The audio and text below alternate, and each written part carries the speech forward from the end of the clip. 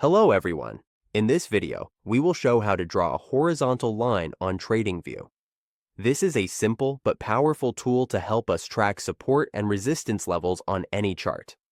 Horizontal lines are useful for spotting price levels where the market has reversed or paused before. Once we know how to add them, our analysis becomes much clearer. Let's get started. First, we open our chart in Tradingview. We make sure to select the time frame we want to analyze, because horizontal lines can be placed on any time frame, from 1-minute charts to daily or weekly charts. Next, we look at the left-hand toolbar. This is where all drawing tools are located. We click on the horizontal line tool.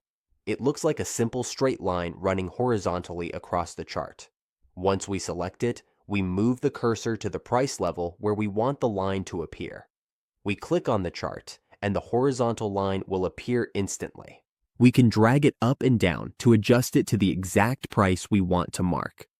Now, let's talk about customizing the horizontal line. We double-click on the line and select Settings. Here, we can change the color, line style, or thickness to make it easy to see on the chart. We can also lock the line so it doesn't move by mistake, or make it extend to the right or left indefinitely. Horizontal lines are especially useful when we want to mark support and resistance levels, entry and exit points, or important psychological price levels. We can add multiple horizontal lines to track different levels on our charts, helping us make better trading decisions. If we ever want to remove horizontal lines, we can just press the Undo button or Ctrl-Z, or use the trash icon on the left toolbar. This will remove all drawings at once.